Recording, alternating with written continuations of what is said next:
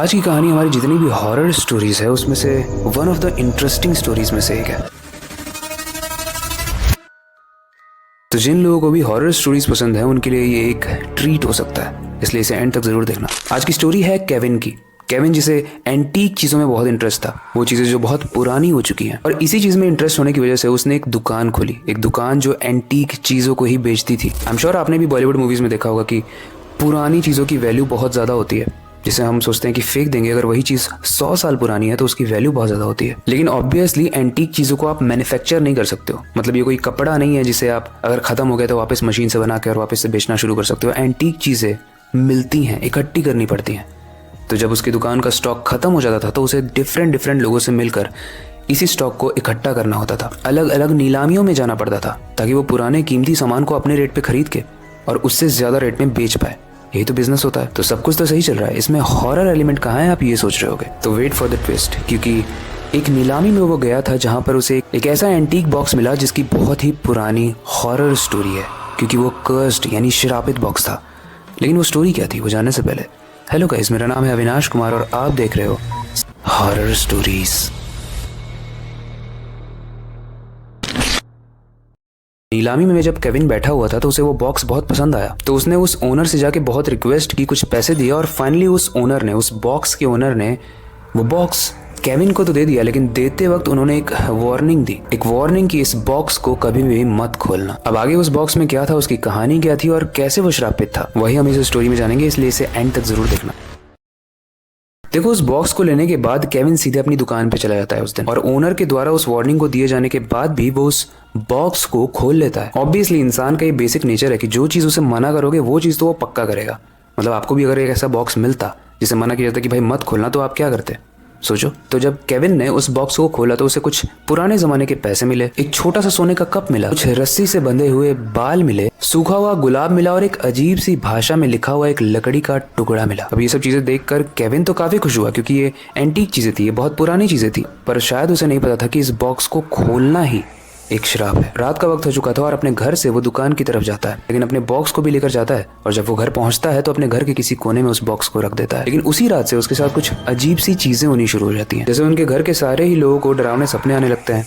उन्हें ऐसा फील होता है कि उनके रूफ टॉप पर कोई चल रहा है, जब बाहर उतर के देखते हैं तो सिर्फ पैर चल रहे होते हैं। तो ये सारी चीजें हॉरर चीजें होने लगती हैं उसके साथ। इसके अलावा घर के सारे लोग बीमार रहने लगते हैं, इलेक्ट्रिकल अप्लायंसेस सही से काम नहीं करते हैं और पूरे ही घर में एक अजीब सी बदबू आने लगती है। ये सारी चीजें होने के बाद केविन का दिमाग हालांकि उसे कह रहा था कि हो सकता है कि ये जो बॉक्स वो लाया है एंटीक, इसी वजह से हो रहा हो। लेकिन फिर भी इन सारी चीज़ों को इग्नोर करते हुए, क्योंकि उसकी माँ भी एंटीक चीज़ों को कलेक्ट करने की बहुत शौकीन थी, अपनी माँ के बर्थडे में वो उस बॉक्स को अपनी माँ को गिफ्ट कर देता है। लेकिन इसके कुछ दिनों बाद केविन को एक बहुत बड़ा झटका मिलता है, क्योंकि अगले ही दिन उसकी माँ हार्ट अटैक में मर जाती है। इसके बाद ऑब्वियसली केविन या कोई भी समझ जाएगा कि ये बॉक्स की वजह से ये सारी घटनाएं हो रही हैं। तो वो इसे ऐसे फेंक तो नहीं सकता था। वो सोचता है कि अगर मुझे इसे हटाना ही है तो मैं किसी तरीके से इससे पैसे निकाल लूँ। तो वो ebay.com, एक वेबसाइट जहाँ पर आप पुरानी चीज़ें सेल कर सकते हो, वहाँ पर उसे लिस्ट करता है और उसका प्लान काम भी करता है। eBay पर लिस्ट करने के बाद उसे एक खरीदार मिल जाता है और वो बॉक्स अब उसके पास चला जाता है। इस बॉक्स को अब केविन से जॉनसन खरीद लेता है, लेकिन कुछ ही दिन के बाद उसे सांस की बीमारी हो जाती है। उसकी खांसी में खून आने लगता है और ये सब जानने के बाद कि ये सब कुछ इस बॉक्स की वजह से होता है, अब जेसन भी उस बॉक्स को कहीं पर गाड़ देता है ताकि ये किसी को भी ना मिले। लेकिन स्ट्रेंज बात ये थी, जब जेसन इस बॉक्स को गाड़ रहा था जमीन में तो उसे उस बॉक्स में बहुत सारे नेल्स मिले थे, लगभग 100 के आसपास नेल्स। वेल, स्ट्रेंज बात यह है, जब जेसन उस बॉक्स को जमीन के अंदर गाड़ रहा था ताकि वो किसी को भी ना मिले, तो उसे दो चीजें और मिली थी उस बॉक्स में, जो शायद केविन ने ध्यान नहीं दी थी। एक लेटर था जिसमें इस बॉक्स के बारे में लिखा हुआ था और बहुत सारे नेल्स थे, मतलब हमारे जो नाखून है वो खींच के निकाले गए हों, वैसे बहुत सारे, सैकड़ों के आसपास। लेकिन जब जॉनसन ने उस न्यूज़ को पढ़ा तो उसकी जमीन खिसक गई। जॉनसन पढ़ता है कि ये बॉक्स जिसके पास भी जाएगा उसकी मृत्यु हो जाएगी अगर उसने अपना नाखून निकाल कर इस बॉक्स के अंदर नहीं रखा तो। और उसी के अगले लाइन में लिखा था कि अगर रख भी दिया तो भी मृत्यु हो जाएगी। एंड नो डाउट कि यहाँ पर इतने सारे नाखून क्यों थे।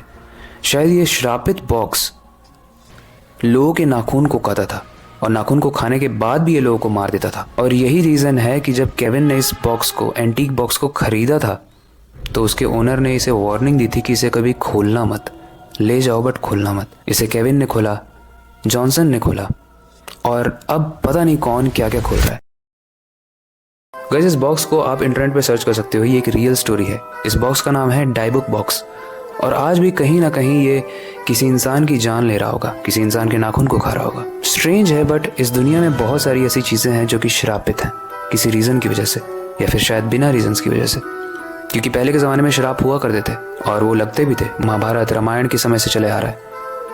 वेल, आपको क्या लगता है, श्राप होता है या फिर ये बस एक मिथ है? ये स्टोरी आपको कैसी लगी? इससे रिलेटेड कोई फीडबैक हो उसे भी आप कमेंट सेक्शन में ज़रूर बताना। मेरे हिसाब से क्यूरियोसिटी गलत नहीं है, लेकिन अगर कोई चीज़ मना की जा रही है करने के लिए, उसके पीछे एक रीज़न बताया जा रहा है, तो हमें उस चीज़ की रिस्पेक्ट करनी चाहिए, वरना हम अपनी जान से भी हाथ धो सकते हैं, जैसे केविन और जॉनसन धोने वाले थे। वेल, वक्त आ चुका है इस स्टोरी को एंड करने का और नई स्टोरी पर काम शुरू करने का। लेकिन जाने से पहले मैं बस एक ही चीज़ कहना चाहूँगा, अपनी क्यूरियोसिटी को डाई मत होने देना, नई चीज़ें सीखते रहना, अपने बेड के नीचे और खिड़की के बाहर ज़रूर देख लेना। और हाँ, कोई आपको ऐसा बॉक्स दे तो उसे खोलना मत।